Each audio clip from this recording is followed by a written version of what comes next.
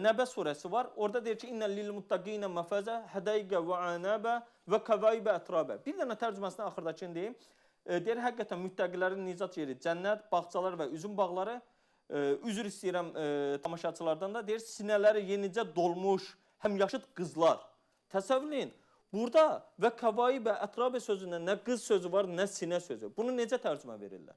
Yəni, mən bunu övladlarıma necə oxuturum? Onda deyim ki, Quranın bəzi ayələri üstəgəl 18-dir, bəzi ayələri nə bilim, üstəgəl 6-dır, 7-dir. Belə mi öyrədim? Belə mi göstərim?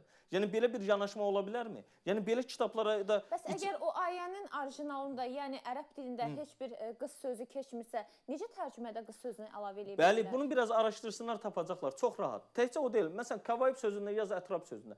Nə ətrab sözündə, nə kəvaib sözündə. Bunlar ümumi cins isimlərdir. Məsələn, huri. Kişilər fikirləşir ki, mən burada özümü saxlayayım, orada mənə hurilər veriləcək. Ura, kefdəyim. Biraz da subhanallah çox dedim, orada bu qədər nə bilim, salavatı çəkdim, bu qədər huri. Allah kefdəyim. Huri ümumi cins isimdir. Ərəb dilində məsələn, İsa Peyğəmbərin Azərbaycanda deyim, baxın, heç Qurana müraciət eləmədi. Həvari deyirik. Həvari nədir?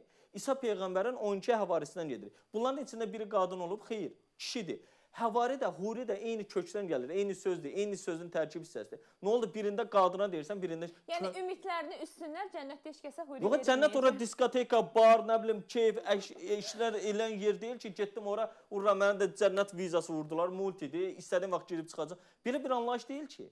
Yəni, oradakı odur ki, köməkçi anlayışıdır.